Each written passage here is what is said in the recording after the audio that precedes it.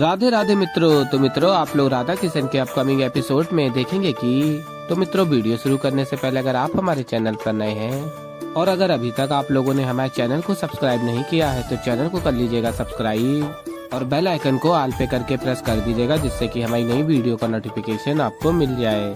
तो मित्रों, आप लोग देखेंगे कि श्रीनिवास कहते हैं गोविंद राज से आप जाइए और राजा आकाश की सेना को सज्ज रखिए, हमें उनकी आवश्यकता होगी। कोलासुर यहाँ कभी भी आता होगा।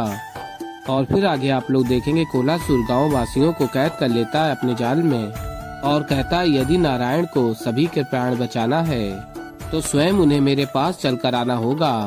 और फिर आगे आप लोग देखेंगे सेनापति कहते महाराज आकाश से महाराज की जय हो।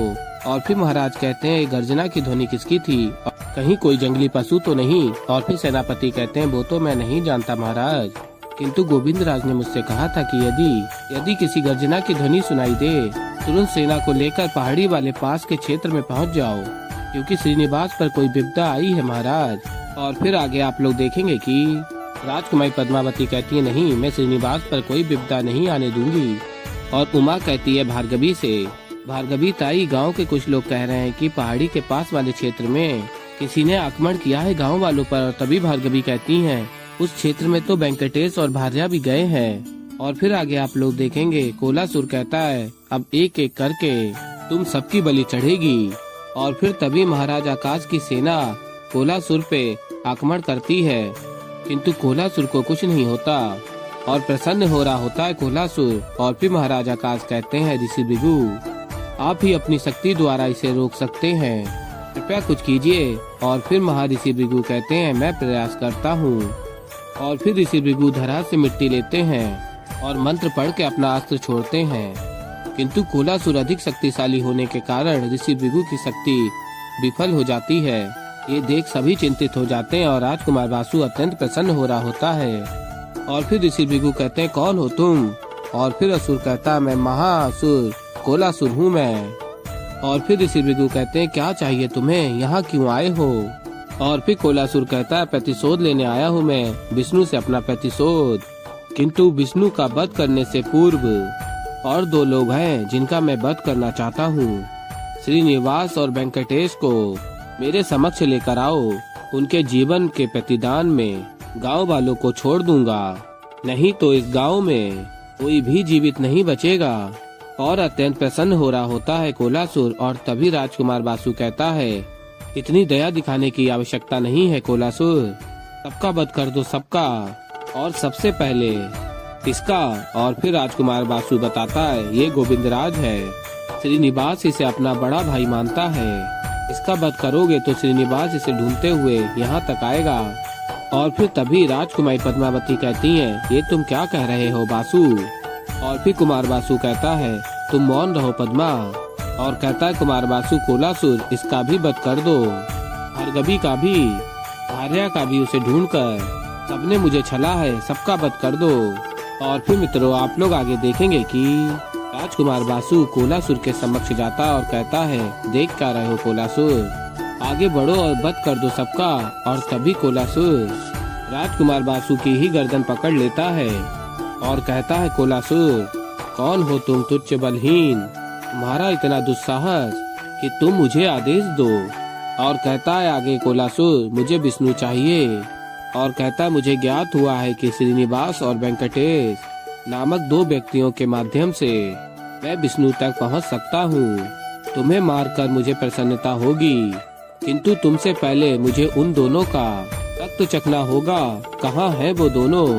तुम्हारे लिए ये उचित होगा कि दोबारा मेरे मार्ग में आने की भूल मत करना और ना मुझे आदेश देने की। और फिर मित्रों, आप लोग आगे देखेंगे कि कोलासुर कहता है जब तक श्रीनिवास और वेंकटेश मेरे समक्ष नहीं आ जाते तब तक यहाँ रक्त बहेगा। और फिर मित्रों, आप लोग आगे देखेंगे कि एक गाँव वासी का कोलासुर वध करने जा रहा होता और तभी श्रीनिवास कहते हैं रुक जाओ कोलासुर। और सभी गांववासी और सब देख रहे होते हैं कि वेंकटेश और श्रीनिवास दोनों एक साथ आ रहे होते हैं। और फिर सभी देख रहे होते हैं और गोविंद राज देखते हैं श्रीनिवास और वेंकटेश को एक साथ आते देख ये मैं क्या देख रहा हूँ, वेंकटेश और श्री ये दोनों एक साथ। और फिर आगे आप लोग देखेंगे श्रीनिवास कहते हैं कोलासुर से, मैं श्रीनिवास हूँ और ये वेंकटेश है, तुम हम दोनों का वध कर सकते हो। और भार्गवी और राजकुमारी पद्मावती सुनकर चिंतित हो जाती हैं। और फिर आगे कहते हैं श्रीनिवास, किंतु सभी गांव वासियों को तुम्हें छोड़ना होगा। और फिर कोलासुर कहता है, अब तुम दोनों यहाँ आ गए हो तो अब मुझे किसी अन्य के प्राण लेने की आवश्यकता नहीं। और फिर तभी कोलासुर अपनी शक्ति से सभी गांव वासियों को मुक्त कर देता है अपने जाल से। और फिर मित्रों आप लोग आगे देखेंगे कि राजकुमारी पद्मावती कहती हैं, रुक जाइए श्रीनिवास। और तभी भार्गवी कहती हैं, रुक जाओ वेंकटेश, बिना अस्त्र और शस्त्र के कैसे युद्ध करोगे इस असुर से। और फिर आगे राजकुमारी पद्मावती कहती हैं, रुक जाइए श्रीनिवास, अगर आपको कुछ हो गया तो जीते जी मेरी मृत्यु हो जाएगी, रुक जाइए। और फिर तभी श्रीनिवास कहते हैं, मैं इन सभी निरपराध गाँव वासियों को क्षति नहीं पहुंचने दे सकता पद्मावती, और वैसे भी ये असुर हमारा वध करने आया है, इस युद्ध को हमें ही लड़ना चाहिए। और फिर आगे आप लोग देखेंगे कि वेंकटेश और श्रीनिवास कोलासुर के समक्ष जाते हैं।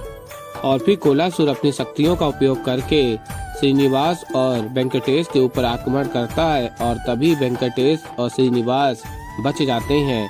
और फिर आगे आप लोग देखेंगे कि देवी पार्वती कहती हैं, महादेव आपके आराध्य को आपकी सहायता की आवश्यकता है, आप जाइए और उनकी सहायता कीजिए। और फिर तभी महादेव कहते हैं, नहीं गौरी, इस संग्राम में मेरी कोई भूमिका नहीं है। और बताते हैं देवी पार्वती को, मेरे आराध्य की इस अंतिम लीला का सबसे महत्वपूर्ण पड़ाव है। और फिर तभी देवी पार्वती कहती हैं, इसलिए तो मैं सबसे अधिक चिंतित हूँ। और फिर महादेव कहते हैं, किंतु तुम एक अत्यंत महत्वपूर्ण बात भूल रही हो गौरी। और फिर देवी पार्वती कहती हैं, वो क्या महादेव। और फिर महादेव कहते हैं, जब श्रीनिवास और वेंकटेश एक ही हैं, तो फिर आराध्य दो भिन्न व्यक्ति बनकर क्यों आए हैं। और फिर देवी पार्वती कहती हैं महादेव से, सत्य कह रहे हैं आप, मैंने तो इस विषय में सोचा ही नहीं।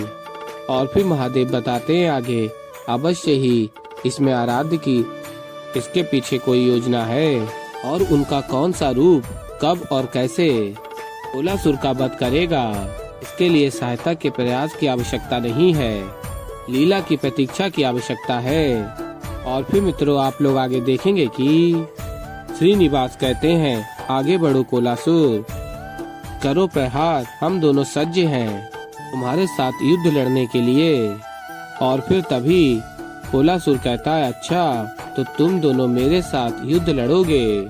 और अत्यंत प्रसन्न हो रहा होता है कोलासुर। और फिर मित्रों आप लोग आगे देखेंगे कि कोलासुर अपनी शक्तियों से शस्त्र प्रस्तुत करता है और कहता है वेंकटेश श्रीनिवास से, उठाओ शस्त्र और करो मुझ पर प्रहार। और कहता है, अभी पता चल जाएगा कि कितने बलवान हो तुम दोनों।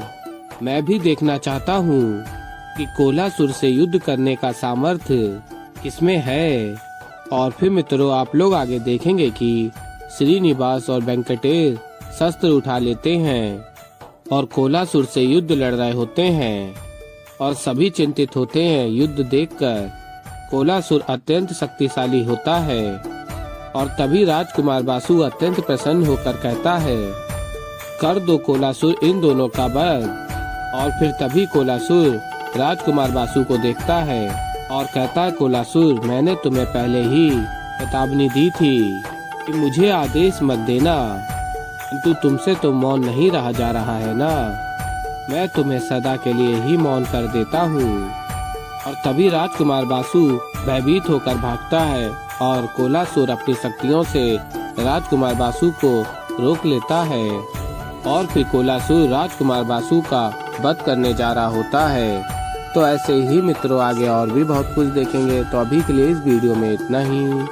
तो मित्रों अगर आप लोगों को हमारी वीडियो पसंद आई हो तो वीडियो को कर दीजिएगा लाइक, और अगर अभी तक आप लोगों ने हमारे चैनल को सब्सक्राइब नहीं किया है तो चैनल को कर लीजिएगा सब्सक्राइब और बेल आइकन को प्रेस कर दीजिएगा, जिससे कि हमारी नई वीडियो का नोटिफिकेशन आपको मिल जाए। तो मैं मिलता हूँ जल्दी आप लोगों को एक नई वीडियो के साथ। तब तक के लिए राधे राधे।